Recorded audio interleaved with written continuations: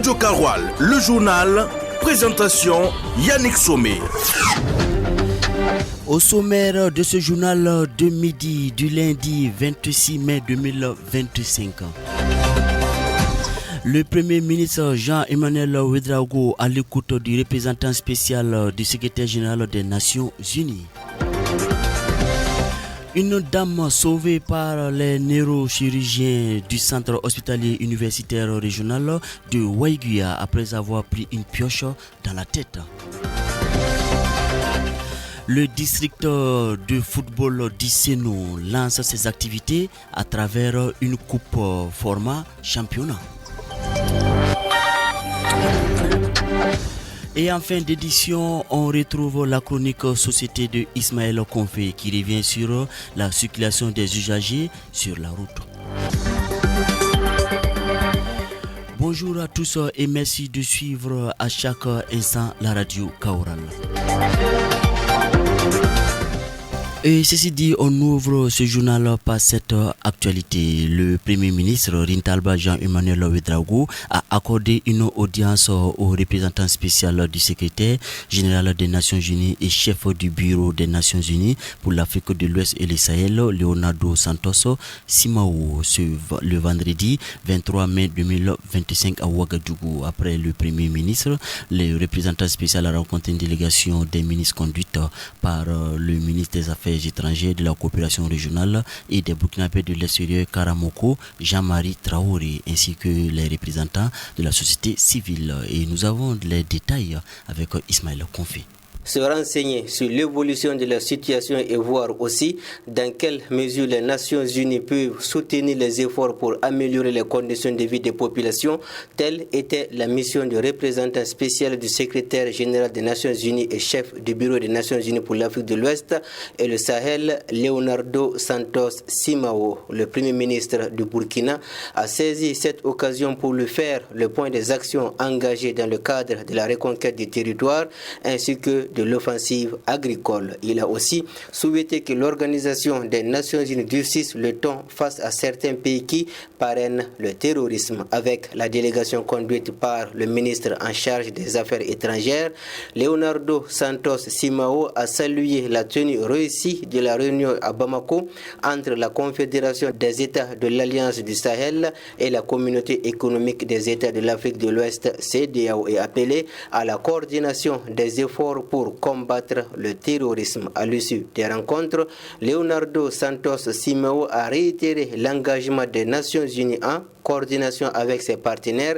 à soutenir le Burkina Faso dans sa quête pour la paix et la prospérité dans tous les secteurs du développement.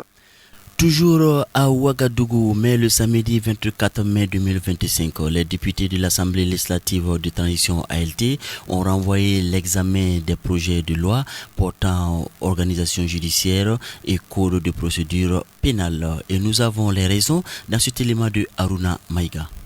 Les députés de l'Assemblée législative de transition réunis en séance plénière au fin d'examiner deux projets de loi ont écourté la dite séance pour renvoyer ces projets de loi devant la Commission des Affaires générales et des droits humains, CASIDEAS.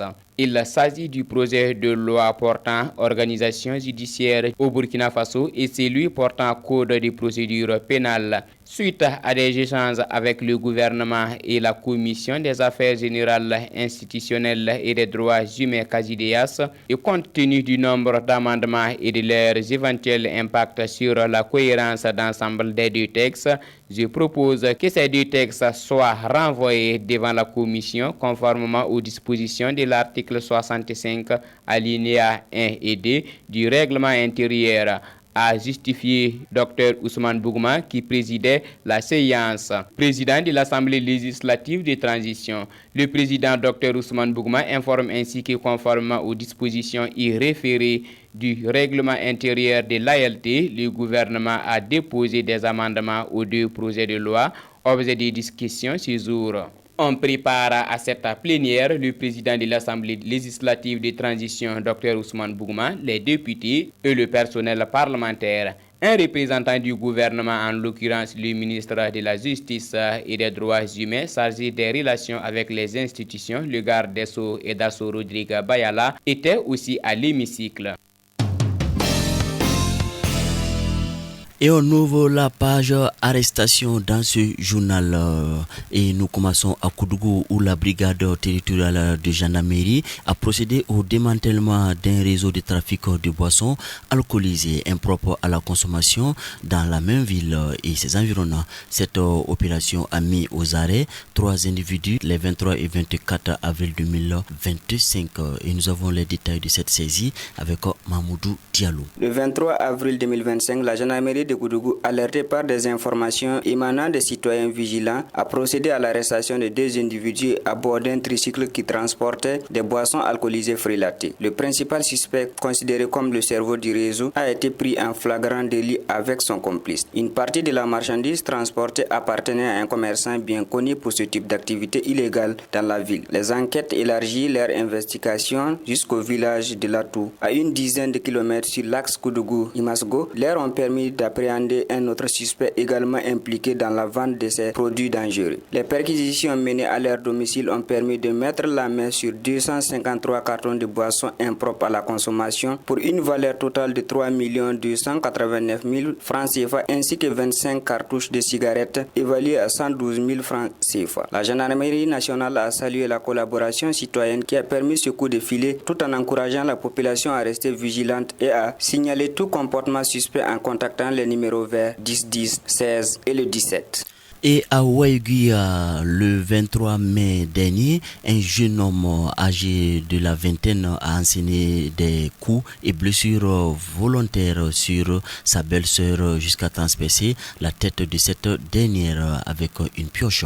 Ensuite, il a été retrouvé et arrêté par les agents du commissariat de police du district de Boké et la belle-sœur a subi une opération au centre hospitalier universitaire régional de Waiguia qui a réussi selon les médecins. Les explications de Fatoumata Dikou. La victime présentait un corps métallique, une pioche, transfusion, consécutif à une attaque violente perpétrée par une tierce personne. Face à la gravité de la situation, une prise en charge chirurgicale urgente a été immédiatement organisée. Une équipe médicale de plusieurs disciplines s'est mobilisée pour sauver la vie de la patiente. Cette équipe se composait de spécialistes en neurochirurgie, en imagerie médicale, en anesthésie-réanimation, ainsi que des professionnels en pharmacie hospitalière, du service de l'action sociale et de l'équipe de chirurgie. Après une préparation rigoureuse, l'intervention chirurgicale s'est déroulée au cours de la nuit du 22 et a duré environ 5 heures de temps.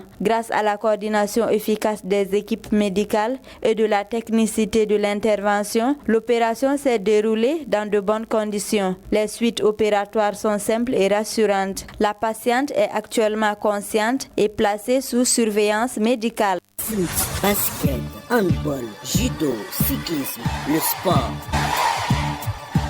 Et en sport, on s'intéresse à la première édition de la Coupe du président du district de football du Sénou qui a été lancée le samedi dernier sur le terrain municipal de Dori devant les acteurs du football de la province et de la région. Dori Foot qui s'est opposé à Torodi FC a gagné son match par 3 buts à 2. La compétition compte 2 poules de 5 et 4 équipes. Et nous avons le compte rendu avec Aruna Maïga. La première édition de la Coupe du District a réuni 9 équipes issues de la ville de Dori réparties en 2 poules A et B. Le président du district de football du Sénou, Drissa Maïga, décline les objectifs visés. L'initiative, c'est vraiment pour combler le vide. Comme il n'y a pas de compétition ici, avec le blocage, les jeunes n'arrivent pas à s'exprimer, on ne sort pas. Donc on a eu l'initiative au moins de faire une compétition pour les jeunes, voir d'autres talents aussi au niveau de Dori, au moins pour renforcer les équipes affiliées. Le directeur régional en charge des sports et loisirs, Ambroise Wangri, félicite l'initiative. Je remercie le district vraiment pour leur activité. En tout cas, on a suivi un très beau match d'ouverture. On les encourage de tenir bien. Nous aussi, on va les accompagner comme on peut. On est disponible pour ça. Et c'est notre mission régalienne aussi. Le match d'ouverture a opposé l'équipe des Dori Foot à Torodi FC pour une victoire des Dori Foot 3-2. Le capitaine des Dori Foot, Amadou Diallo. Ici, dans l'équipe, on essaie toujours de poser le jeu. Voilà.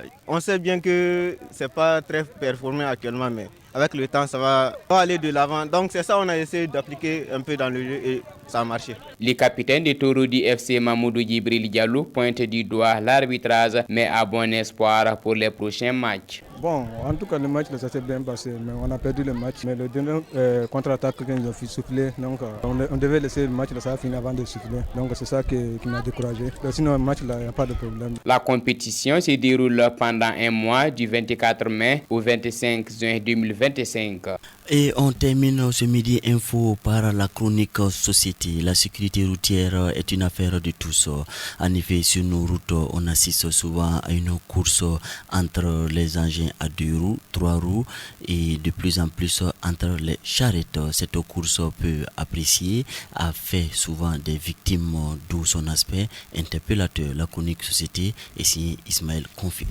Si vous voulez voir une course de charretier sans débourser un sou, c'est simple. Rendez-vous sur la RN24 Seba Dori. Vous serez surpris d'être étonné de voir le FC Barcelone et le Real Madrid faire la course pour remporter la Ligue des Champions. Que dis-je? Pour être le premier à la fontaine. En ces temps de désert de carburant durant lesquels la pensée générale tend à croire que la circulation est libre et que les routes sont à peu près sûres du fait que les motards ou ceux qui se donnent au rallye sur les routes ont rangé leurs motos. Voici notre menace, les charretiers. Par ces temps qui courent, lorsque vous empruntez la RN24 même à pied, faites gaffe. D'où vient le danger des charretiers? C'est d'abord leur moteur. La charrette est généralement sous traction animale qui, parfois, n'est pas maîtrisée sur les grandes artères car les bruits de leurs collègues, les engins à 2 roues ou à 4 roues, les emballent. Secondo, les guides sont généralement des enfants ou des femmes et troisièmement, la charrette ne dispose ni de clignotants ni de feux rouges. Avec tous ces ingrédients réunis, vous rencontrez souvent sur la grande voie des conducteurs de charrettes qui tentent de se doubler. La voie étant étroite, l'âne n'étant pas maîtrisé, une inattention d'un motocycliste ou d'un véhicule, paf, le pire est arrivé. Que peut dire un enfant ou une femme dans cette situation? Malgré la douleur, la colère, la victime ne peut que dire au charretier, va, je te laisse avec Dieu. Peut-on faire le compte de ceux qui ont vécu cette situation dans la ville de Dori? Non. Comment faire pour discipliner ces cascadeurs de notre temps? Faire appel à la police municipale? Non. Mais que faire? Question. Pour juguler ce dilemme, Samboal, cousin de Gouroussi, pense qu'il faut empêcher la circulation des charrettes dans la ville de Dori. Comment feront-ils pour faire leur corvée d'eau qu'en d'eau? Je ne sais pas. Qu'ils se débrouillent. La sécurité routière est l'affaire de tous et non d'un seul individu. Lorsque vous êtes témoin des courses folles sur les grandes voies, raisonnons tout simplement nos charretiers en leur disant la façon la plus sûre d'arriver à destination, c'est d'aller doucement. À bon entendeur, salut. Radio Karoual, le journal, présentation Yannick Somé. Et c'est tout aussi doucement que nous mettons un terme à cette édition de midi. Ravi de l'avoir présenté avec Amadou Diko et toute l'équipe de la rédaction. On médite avec Pasteur Raoul Folero, écrivain français, et je cite « Nul n'a le droit d'être heureux tout seul ». Fin de citation. Bonne méditation et bon appétit à chacun.